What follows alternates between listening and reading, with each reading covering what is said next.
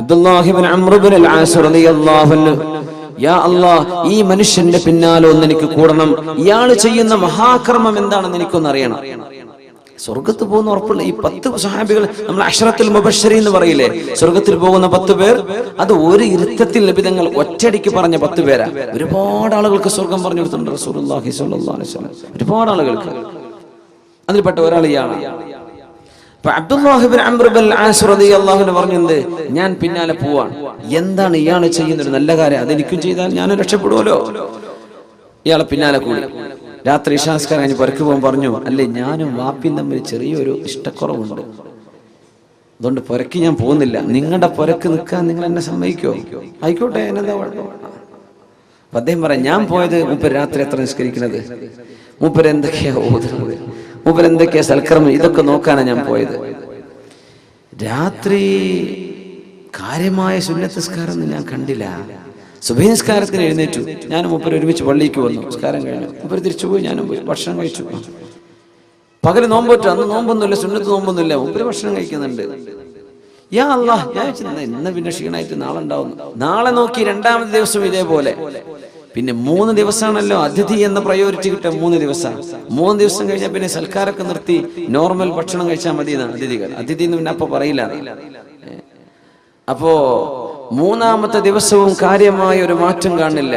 ആ സമയത്ത് ഇയാളോട് പറഞ്ഞു, അല്ല സഹോദര, നിങ്ങൾ വന്നിരുന്ന 3 സദസ്സുകളിൽ അല്ലാഹുവിന്റെ റസൂൽ നിങ്ങളുടെ വിശേഷണം പറഞ്ഞിട്ട് പറഞ്ഞു, സ്വർഗത്തിലേക്ക് പോകുന്ന ആളാണ്. നിങ്ങൾ ചെയ്യുന്ന വലിയ കർമ്മം എന്താ നോക്കാൻ വേണ്ടി ഞാൻ വന്നതാ. ഞാൻ കാര്യമായിട്ട് ഒന്നും കണ്ടിട്ടില്ല, ഞാനൊക്കെ ചെയ്യുന്ന അത്ര തന്നെ നിങ്ങളും ചെയ്യുന്നുള്ളൂ, അതുകൊണ്ട് ഞാൻ പോവാണ്. ഞാൻ വാപ്പാനായിട്ട് വലിയ കുഴപ്പമുണ്ടായിട്ട് ഞാൻ പറഞ്ഞതല്ല, ഇത് ഞാനൊരു ട്രിക്ക് ഉപയോഗിച്ചതാണ് പറഞ്ഞു. നിങ്ങൾ പറഞ്ഞ പോലെ അത്രയൊക്കെ തന്നെ ഉള്ളൂ, ഞാനൊന്നും ചെയ്യുന്നില്ല. എന്നാ ശരി കേട്ടോ, പോട്ടെ, അസ്സലാമു അലൈക്കും. പോയപ്പോൾ ഇയാൾ തിരിച്ചു വിളിച്ചു, ഇവിടെ വരിൻ, അബ്ദുല്ലാഹി ഇബ്നു അംർ ഇബ്നുൽ ആസ്, വലിയൊരു സ്വഹാബിയുടെ മകനാണ് അബ്ദുല്ലാഹി ഇബ്നു അംർ ഇബ്നുൽ ആസ് റളിയല്ലാഹു അൻഹു. വാപ്പയും സ്വഹാബിയാണ്, ഒരു സ്വഹാബിയാണ്. ചോദിച്ചു, അല്ല പിന്നെ ഞാൻ ചെയ്യുന്ന കർമ്മം എനിക്ക് തോന്നുന്നത് എന്റെ ഹൃദയത്തിൽ ഒരാളോടും വെറുപ്പില്ല, ഇതാണ് ഞാൻ ചെയ്യുന്നൊരു കാര്യം. നിങ്ങളെ കണ്ട ഇബാദത്ത് അത്രയൊക്കെ തന്നെ എൻ്റെ അടുത്തുള്ളൂ. ഞാൻ വലിയ ഇബാദത്ത് എടുത്ത് മറിയുന്ന ആളൊന്നുമല്ല, വളരെ കുറച്ചുള്ളൂ. പക്ഷേ എൻ്റെ ഹൃദയത്തിൽ ആരോടും വെറുപ്പില്ല, ആരോടും ഒരു അസൂയയോ എന്ത് പകപോക്കോ ഇതൊന്നും എൻ്റെ ഹൃദയത്തിലില്ല. അതെ, ശരി, എന്നായിക്കോട്ടെ. അള്ളാഹുവിന്റെ റസൂലിന്റെ അടുത്തേക്ക് ചെന്നു, നബിയെ, ഞാൻ ഇയാളുടെ കൂടെ കൂടി നബിയെ, കാര്യമായി ഒന്നും കണ്ടില്ല. പക്ഷെ മൂപ്പരിനോട് പറഞ്ഞ വിഷയം എന്താണെന്നറിയോ നബിയെ, മനസ്സിൽ ആരോടും ഒരു വെറുപ്പില്ല എന്നാ പറഞ്ഞത്.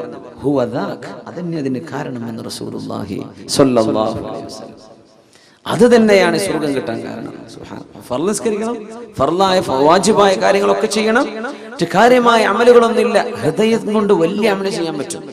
ഹൃദയം കൊണ്ട് ചെയ്യുന്ന അമലതാ. അള്ളാഹുവിന് വേണ്ടി മനുഷ്യരെ മുഴുവൻ സ്നേഹിക്കാൻ, ശത്രുവിനെയും മിത്രങ്ങളെയും സ്നേഹിക്കാൻ പറ്റാൻ, അള്ളാഹുവിന് വേണ്ടി ഹൃദയം എല്ലാവർക്കും മാപ്പ് ചെയ്തു കൊടുക്കുന്ന ഒരു കൽബുണ്ടാവുക, നന്മ പറയുന്ന ഒരു നാവുണ്ടാവുക, ചീത്ത പറയാത്ത, ചീത്ത വിളിക്കാത്തൊരു നാവുണ്ടാവുക, ചീത്തയെ പറ്റി ചിന്തിക്കാത്തൊരു മനസ്സുണ്ടാവുക. മതി മതി മതി, വലിയ അമലാണ്, വലിയ കർമ്മമാണ്. അത് ആരും അറിഞ്ഞില്ല. ഈ സ്വഹാബി കൂടെ ചെന്ന് പുരയിൽ കിടന്നുറങ്ങി 3 ദിവസം താമസിച്ചു വന്നപ്പോഴാണ് മനസ്സിലായത് ഇയാൾ ഒന്നും ചെയ്തിട്ടില്ല. പക്ഷെ അയാൾക്ക് സ്വർഗമുണ്ടെന്ന് പരിശുദ്ധ റസൂലുള്ളാഹി സ്വല്ലല്ലാഹു അലൈഹി വസല്ലം.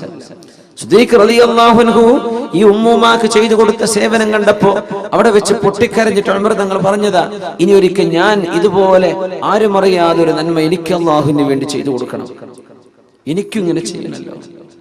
സിദ്ദീഖ് റളിയല്ലാഹു അൻഹുവിന്റെ കാലശേഷം ഖലീഫയായ ഉമർ ഫാറൂഖ് റളിയല്ലാഹു അൻഹു, ഈ ഖലീഫയാവുന്നത് വലിയ രസമാണ്.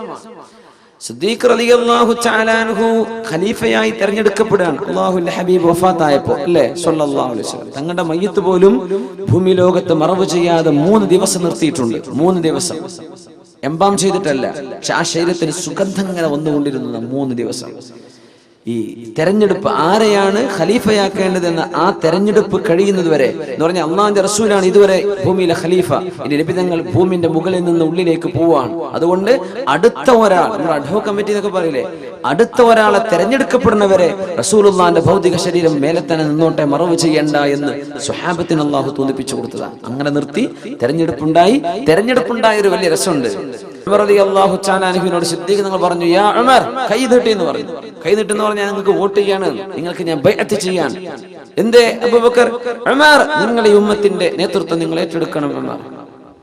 ഞാൻ പറ്റൂല, എന്നെ കൊണ്ട് പറ്റൂല, ഞാനത് ചെയ്യൂല. ഞാനോ അങ്ങോട്ടും ഇങ്ങോട്ട് പറഞ്ഞു നോക്കണം. ഉമർ തങ്ങൾ പറഞ്ഞു, സിദ്ദീഖ് നിങ്ങൾ കൈനീട്ടി, നിങ്ങളാണ് ഖലീഫയാവേണ്ടത്, നിങ്ങൾ കൈതരി, ഞങ്ങൾ എല്ലാവരും ബൈഅത്ത് ചെയ്യാണ്, നിങ്ങളാണ് ഖലീഫ, കൈനീട്ടി എന്ന് പറഞ്ഞു.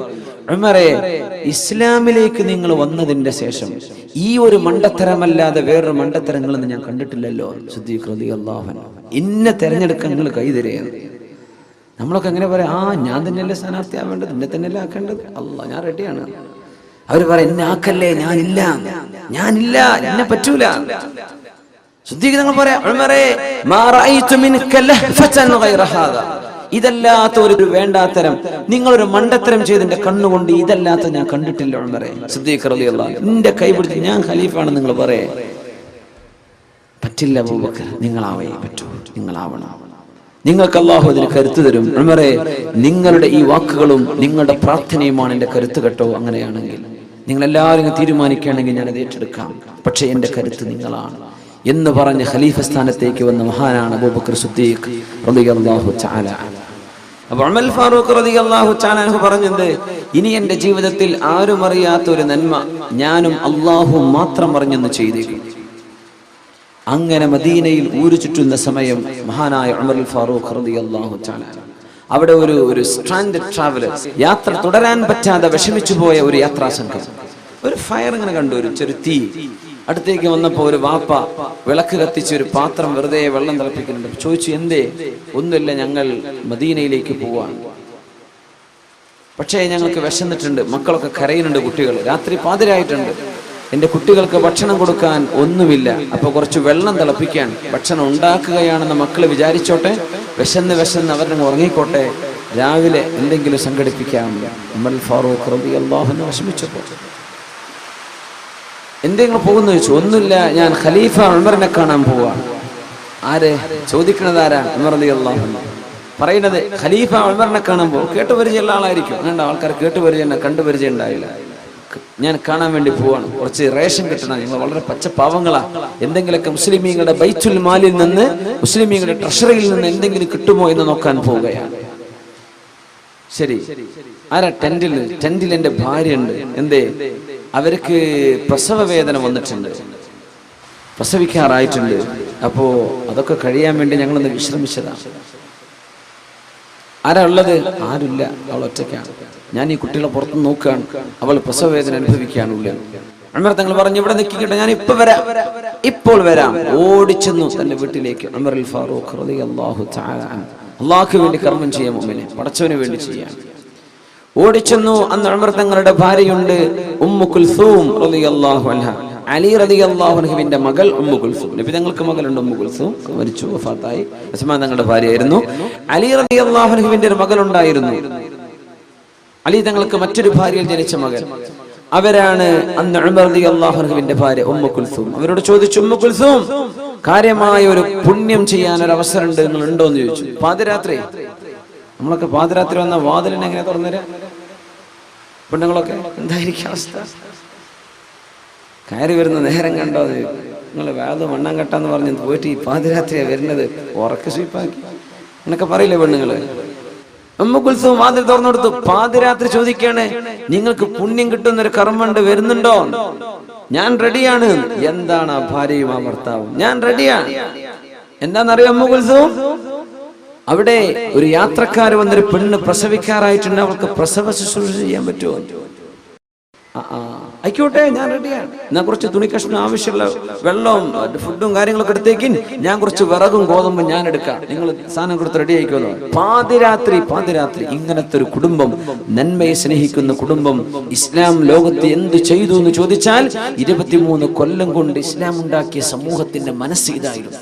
പൊതുപ്രവർത്തനം, ജനങ്ങളെ സഹായിക്കുക, റിലീഫ് പ്രവർത്തനം, പാവപ്പെട്ടവർക്ക് എന്തും കൊടുക്കാൻ തയ്യാർ. ഞാൻ റെഡിയാണ്. പാതിരാത്രി ഉറക്കത്തിന് എഴുന്നേറ്റിട്ടാ മഹദി പറഞ്ഞത്, ഉമ്മു കുൽസൂം റളിയല്ലാഹു അൻഹ, ഞാൻ റെഡിയാണ്, എന്നാ കയറിക്കോ. കുതിരപ്പുറത്ത് കയറി. ഉമർ തങ്ങൾ കുറച്ച് വിറകൊടുത്തു, ഗോതമ്പെടുത്തു. ഉമ്മു കുൽസൂം ആ പ്രസവത്തിന്റെ ആവശ്യമായ കാര്യങ്ങളൊക്കെ അവര്. ആരായി പോകുന്നത്? നമ്മൾ പ്രസിഡന്റിന്റെ ഭാര്യയെ ഫസ്റ്റ് ലേഡി എന്നാ പറയാം അല്ലെ? രാജ്യത്തിന്റെ പ്രഥമ വനിത. ആ പ്രഥമ വനിതയാണ് ഇപ്പൊ ഉമ്മു കുൽസൂം റളിയല്ലാഹു അൻഹ. ആരുടെ പ്രസവം എടുക്കാനായി പോകുന്നത്? ഏതോ ഒരു പെണ്ണിന്റെ, മുസ്ലിമത്താണ്, ഏതോ നാട്ടിൽ നിന്ന് വന്ന പെണ്ണ്. നമുക്ക് പ്രസവം എടുക്കണമെങ്കിൽ എന്തെല്ലാം ചെലവാണ് ഇപ്പോ. നമ്മുടെ പെണ്ണുങ്ങൾക്ക് പ്രസവം വലിയ വലിയ ചെലവല്ലേ.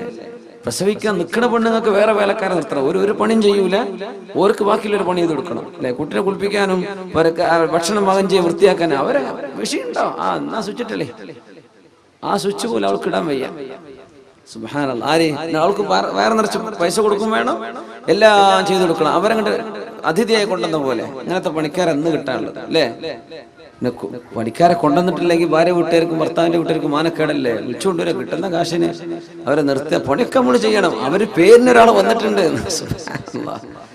ഇങ്ങനത്തെ കള്ളപ്പണി ചെയ്യുന്ന പണിക്കാരെന്നുള്ളത്. അന്ന് ഈ പണി ചെയ്യാൻ പോകുന്നത് ആരാ? ഉമർ റളിയല്ലാഹു അൻഹുവിന്റെ ഭാര്യ ഉമ്മു കുൽസൂം റളിയല്ലാഹു അൻഹ പോയി.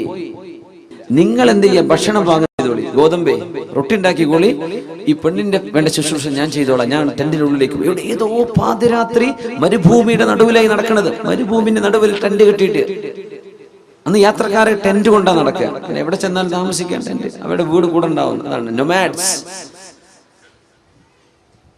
രാത്രിയായി ഉമർ റളിയല്ലാഹു അൻഹു ചപ്പാത്തി ഉണ്ടാക്കാൻ തുടങ്ങാൻ. ആര്? അമീറുൽ മുഅ്മിനീൻ കിസ്റും കൈസറും കേട്ടാൽ വിറക്കുന്ന മഹാൻ.